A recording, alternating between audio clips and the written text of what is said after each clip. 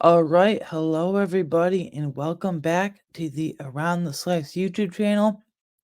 Today we are kicking off a series of videos that I'm going to do this week leading up to the 2023 NFL trade deadline, basically outlining some targets and position of needs for the Bills, which players they could trade for.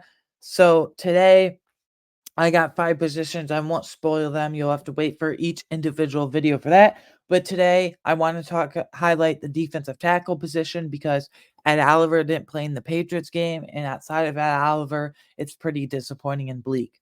But I'll get into that later. So, without further ado, let's get into some defensive tackles and talk about the defensive tackle position as it relates to the Bills and the trade deadline. So, there's good and bad here. I'll start with the bad. The bad is there's only one option I have for defensive tackles. The defensive tackle trade target market is pretty scarce. You could say, actually, I will say it is pretty scarce. But the good thing is the one that I have the trade target for is one I really want to trade for and a player that really intrigues me. So here's how I'll break it down.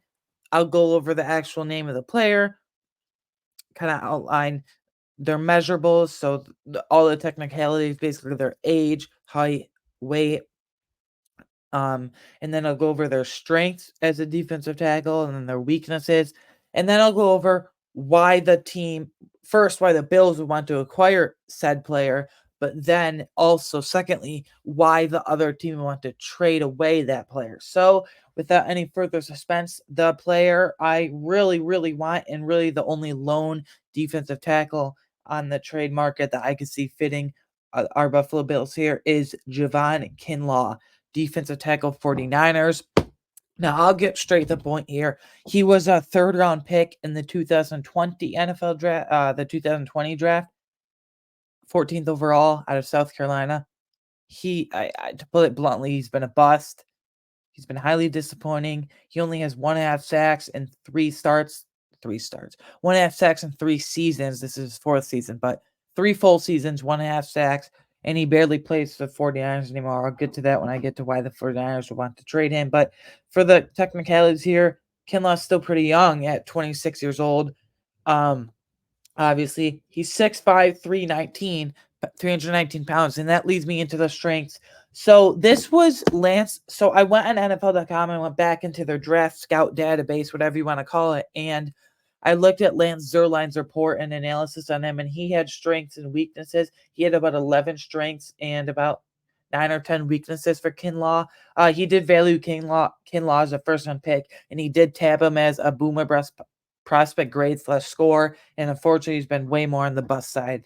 Um, but since he is 6'5", 319 pounds, I picked out 3 strengths from Lance Zierlein's reports that I think Kinlaw really shows off Kinlaw very well. So 3 biggest ones. So Kinlaw's strength, because he is 6'5" and 319 pounds, elite physical strength. He has really long arms, like 34.5-inch arms and like 10.5-inch hands. That's insanely big for a defensive tackle, like very big.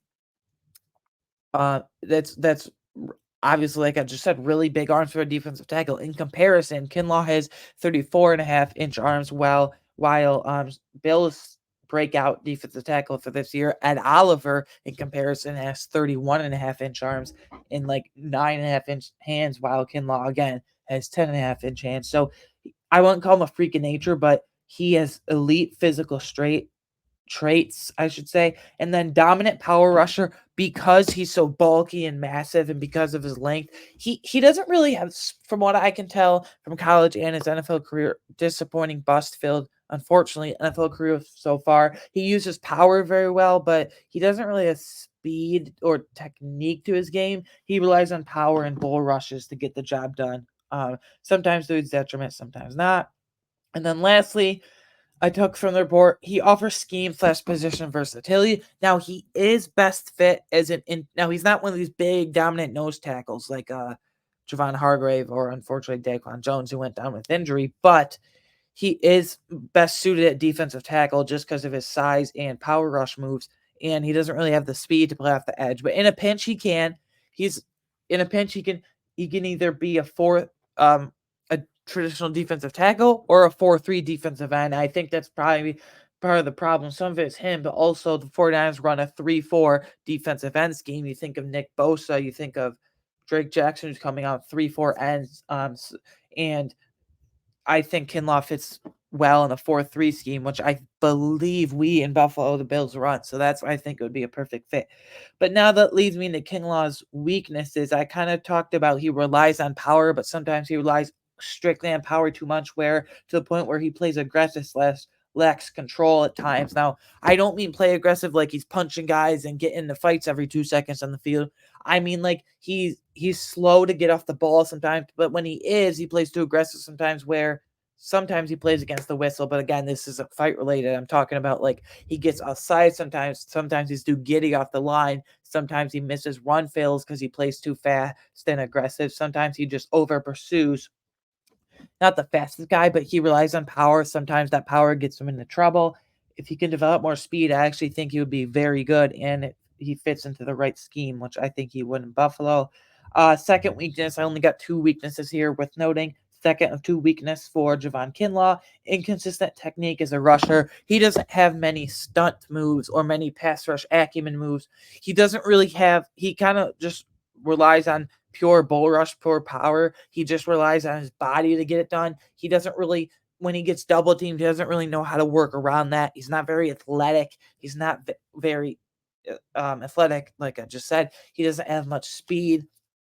He doesn't have much technique. His game needs a lot of refinement. He needs to have bull rush moves. He can't just rely on power all the time. He can't just rely on his body to get it done. And that's why I don't think he fits as a 3-4 end, 4-3 maybe, but mainly 3-4 end, because in the 49ers, because he doesn't have those pass rush. He doesn't have those spin moves. He doesn't really have anything. He just has power. Again, relies on bull rush heavily too much. So lastly, last 2 points here. Now, why would the 40, here's the question. Why would the 49ers trade Javon Kinlaw? Well, yes, he's been a bust. Yes, he doesn't fit the 4-3 scheme. Actually, he doesn't fit the 3-4 scheme. He would be much better in a 4-3 scheme like Buffalo, playing traditional defensive tackle. But why would the 49ers trade him? It's simply their defensive line is absolutely stacked. There's really no need for Kinlaw anymore. I mean, back then when they drafted him, they had Arik Armstead and basically nobody else. Nick Bosa was in his second year. But just listen to these names. At defensive end, you have Clelin Ferrell, who's a former bust trying to salvage his career as well. You have Drake Jackson, second year from USC, is really coming on as a nice speed rusher. Total opposite of Javon Kinlaw, way more athletic.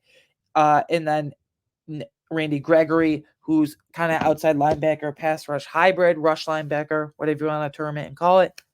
He had a few key pressures against the Vikings last night on Monday Night Football. I don't know how they lost, but that's besides the point. And he's just acclimating to the schemes. And then on the actual interior, Javon Kinlaw's actual position, he's been replaced by Javon Hargrave. Arik Armstead's been there for a number of years now, but next to him, they replaced him with Javon Hargrave, who's just way, way better. So they have 6 or 7 guys on the D-line that are clearly better. So they have elite starters in Nick Bosa, Javon Hargrave, and Arik Armstead, but then they have supplemental pieces like Drake Jackson, Clelin Ferrell, and Randy Gregory. Drake Jackson really flashing. So whether it's defensive tackle or defensive end, they're stacked. So either position, Kinlaw wouldn't really be needed. And then lastly, why would the Bills do this? I kind of alluded to it in the beginning, but the defensive tackles currently in the roster, keyword outside of Ed Oliver, have been really disappointing. Ed Oliver missed the Patriots game, and it showed even with Ed Oliver. To replace Daquan Jones, it hasn't gone well with Jordan Phillips, Tim Settle, Poona Ford. I know they've elevated Kendall Vickers a couple times from the practice squad, but he doesn't play much anyway. But Ed Oliver, elite breakout season this year. Poona Ford, disappointing. Tim Settle, what has he done in 2 years with the Bills? Jordan Phillips, I mean, he can't get off blocks Sunday against the Patriots. It's pretty bad. So there's my quick synopsis and first of a few, 5, I should say, spotlight videos this week on the Around the Slice YouTube channel. Again, thank you guys for subscribing because these are YouTube exclusive. That's my quick synopsis on Javon Kinlaw. I will create a nice little playlist to put all these trade spotlights in. Tomorrow we'll be back with the next position. I won't spoil it now. I want to keep it kind of a surprise, but that was defensive tackle. And Javon Kinlaw is really the only option, but it's a really intriguing option. Bust, but hopefully the Bills can salvage his career in a big way. And he's a free agent this offseason, another incentive for 49ers to trade him and get value. Oh, the compensation. I didn't write this down, but I'm thinking like a fifth, 6th-round pick, leaning towards 6th-round pick would get it done.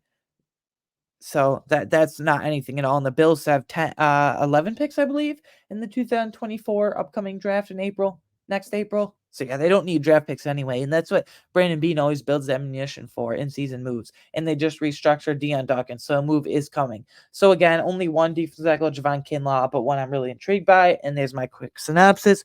Have a great day. And I will see you tomorrow with a video here and a full Around the Slice episode. We're getting ready for Bills Bucks preview. See you later.